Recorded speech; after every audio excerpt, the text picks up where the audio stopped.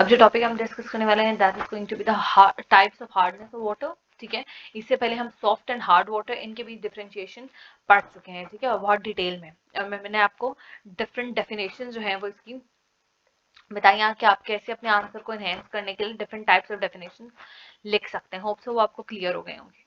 ठीक है, हमने एक चीज यहाँ पर बहुत यूनिक पढ़ी थी, वो ये कि अगर आपके वाटर के अंदर calcium hydrogen carbonate, magnesium hydrogen carbonate, gypsum, anhydride या केसराइट, ये सब के सब मौजूद होंगे। ठीक है, ये सारे सॉल्ट या इनमें से कोई एक सॉल्ट या 2-3 सॉल्ट वगैरह वाटर के अंदर मौजूद होंगे, तो वो क्या कॉज करेंगे? हार्डनेस ऑफ वाटर कॉज करेंगे। ना आप देखिए कि हमारे पास हार्डनेस ऑफ वाटर की भी आगे टाइप्स हैं। There is a temporary hardness and there is a permanent hardness.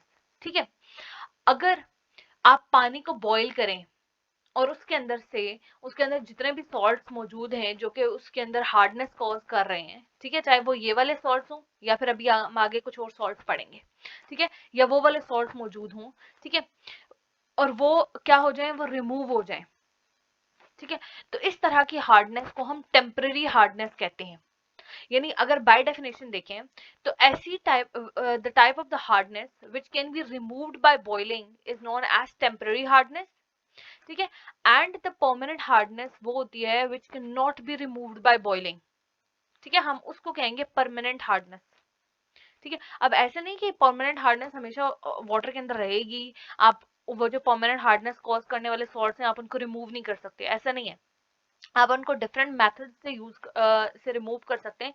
लेकिन अभी हम यहाँ पे ये जो कैटेगराइजेशन आई है कि टेम्पररी है या परमानेंट हार्डनेस, इसको उनने क्लासिफाई किया on the basis of boiling. अगर बॉइलिंग से वो हार्डनेस रिमूव हो जाती है, ठीक है, देन वो हार्डनेस कहलाएगी टेम्पररी हार्डनेस। लेकिन अगर वो हार्डनेस बॉइलिंग से रिमूव नहीं होती तो हम इसको परमानेंट हार्डनेस कहेंगे। ठीक है, रिमेंबर दिस थिंग कि जो टेम्पररी हार्डनेस है वो भी कुछ स्पेसिफिक सॉल्ट्स की वजह से कॉज होती है। ठीक है, और जो परमानेंट हार्डनेस है वो भी कुछ सॉल्ट्स की वजह से कॉज होती है। अब क्या होगा कि असल में हार्डनेस रिमूव करने के लिए उन सॉल्ट्स को उस वाटर के अंदर से रिमूव किया जाता है। ठीक है, अगर बॉइलिंग से वो सॉल्ट्स रिमूव हो जाते हैं, ठीक है, तो हम कहेंगे कि ये सॉल्ट्स जो हैं वो कॉज कर रहे थे टेम्पररी हार्डनेस। लेकिन अगर बॉइलिंग से वो सॉल्ट्स रिमूव नहीं होते तो हम क्या कहेंगे कि ये जो वाटर के अंदर हार्डनेस थी ये परमानेंट हार्डनेस थी।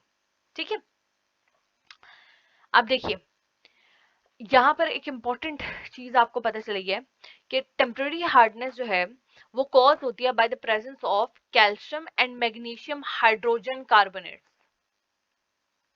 ठीक है, calcium and magnesium hydrogen carbonates.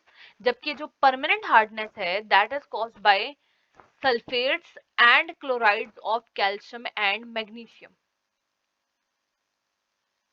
ठीक है, तो calcium and magnesium hydrogen carbonates कौन से हो गए? CaHCO3 2, ये कैल्शियम हाइड्रोजन कार्बोनेट हो गया। और मैग्नीशियम हाइड्रोजन कार्बोनेट कौन सा हो गया? MgHCO3 2।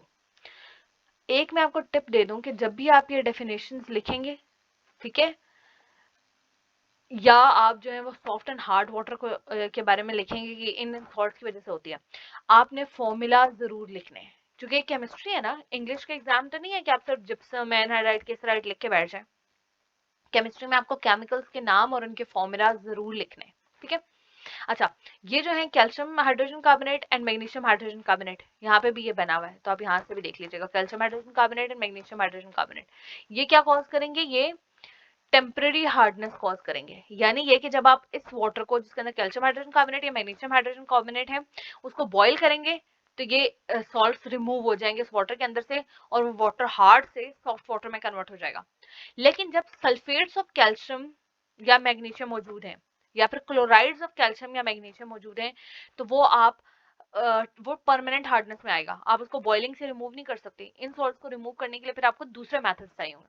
सल्फेट्स में देखिए क्या हो जाएगा, CaSO4 that is calcium sulfate and MgSO4 that is magnesium sulfate।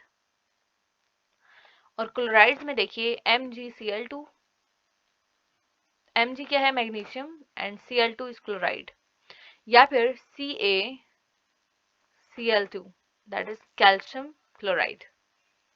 ठीक है, ये मौजूद होंगे तो आपके पास परमानेंट हार्डनेस हो जाएगी।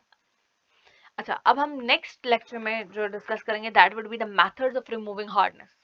तो हम पहले टेम्पररी हार्डनेस को रिमूव करने के मेथड्स देखेंगे, ठीक है, एंड देन परमानेंट हार्डनेस को रिमूव करने के मेथड्स देखेंगे। ये मेथड्स बहुत ज्यादा इंपॉर्टेंट है और ये आते हैं